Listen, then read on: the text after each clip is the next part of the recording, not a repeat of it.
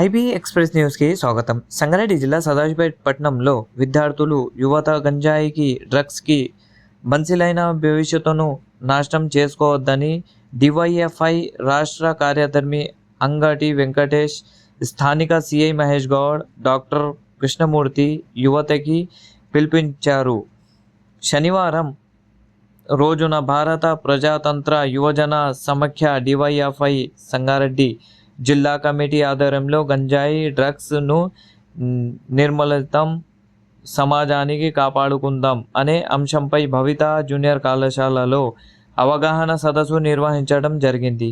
ఈ సందర్భంగా సీఎం మహేష్ గౌడ్ మాట్లాడుతూ అనేక మంది విద్యార్థులు యువత గంజాయికి డ్రగ్స్కు బన్సీలుగా మారి బంగారం లాంటి భవిష్యత్తును నాశనం చేసుకొని ఉన్నత చదువులకు ఉద్యోగాలకు దూరమయ్యి కుటుంబాలకు భారం అవుతున్నారని అన్నారు.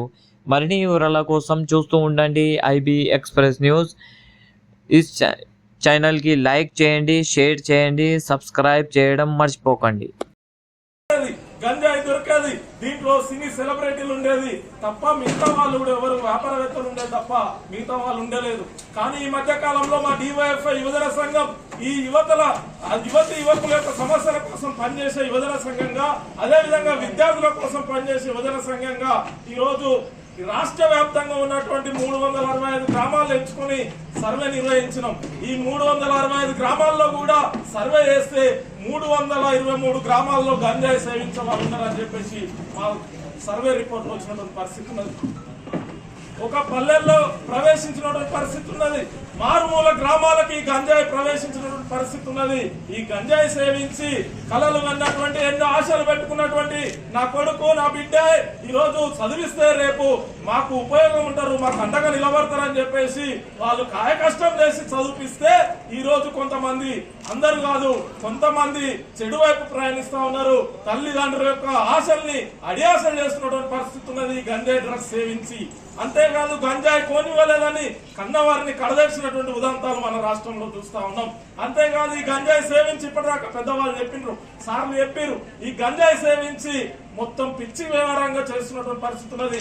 మానసికంగా వాళ్ళు ఏం చేస్తున్నారో వాళ్ళకే 6 DCMలో దగ్గర దగ్గర 500 కేజీలు, 500 కేజీ కాదు 5,000 కేజీ, అంటే ఈ 4 సంవత్సరాలు 5,000 కేజీలు పట్టుకున్నాం.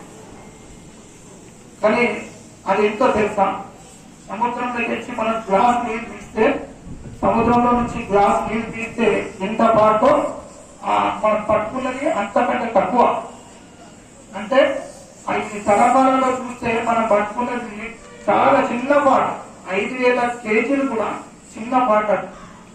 కానీ దానివల్ల ఏం లాభం, ఒక ప్రెస్ మీట్ పెడతాం, మనం ఇద్దరు ముగ్గురు అలర్ట్ చేస్తాం, మెయిన్ వాడు దొరకడు, పండించేవాడు దొరకడు, ఇక్కడ ఎవరికి పోతుందో వాడు దొరకడు. ఎందుకంటే మన సిస్టమ్ లో వాటి 24 hours లో ఇమీడియట్ గా మనం అలర్ట్ చేసి పంపాలి. కాబట్టి మా చేతులు అంతకే వెళ్ళిపోతుంది. తర్వాత మనకున్న బిజీలో అక్కడ ఉన్న పట్టాలేక ఇక్కడ ఉన్న పట్టుకోలేదు. అంటే మన సదాశివపేట పట్టణం పోలీస్ స్టేషన్ లో ఈ హైవే మీద వెళ్తున్న వెహికల్స్ లలో 5,000 కింద మనకు 3-4 సంవత్సరాలు పడితే ఇక మనము కొన్నిసార్లు మనకి ఇన్ఫర్మేషన్ ఇచ్చే పట్టిన ఎక్కడి నుంచి ఇన్ఫర్మేషన్ తీసుకుంటూ ట్రాక్ చేస్తూ టోల్ ప్లాజా తీసి వెహికల్ నెంబర్ తీసుకొని ఇన్ఫర్మేషన్ పెట్టి పడితే అది పట్టింది. లేకపోతే మన రెగ్యులర్ డ్యూటీలో ఉంటే ఎన్ని వెహికల్స్ పోతున్నాయి తెలుసా, ఏ బెలోలో వేసినా నాకు అనిపిస్తుంది వెహికల్ చెకింగ్ వేస్తుంటే ఏ బొలోలో ఏం పోతుందో, ఏ DCMలో ఏముందో ఇదే డౌట్ ఉంటుంది.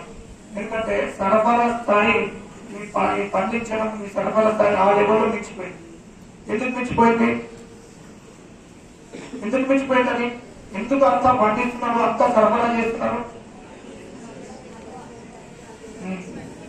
ఒకప్పుడు ఎవరో ఊళ్ళో కొంచెం అక్కడిక్కడ ఈ మాస్ ఏరియాలో ఉండేవాళ్ళు, లేదంటే కొంచెం అలవాటు ఉన్న వాళ్ళు తాగుతున్న డిమాండ్ లేదు.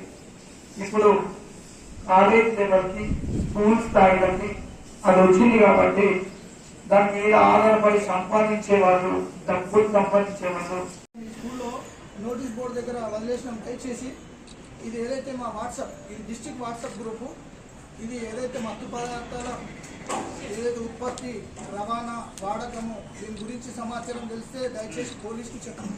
ఎవరికి డిస్క్లోజ్ చేయబడవు, గోప్యంగా ఉంచబడతాయి. దీనివల్ల ఏమవుతుందంటే స్టూడెంట్స్ ఎవరన్నా ఒకరి దగ్గర నుంచి తీసుకుంటున్నారంటే ఇలా కౌన్సిలింగ్ చేయడము అమ్మేటోని కేసులు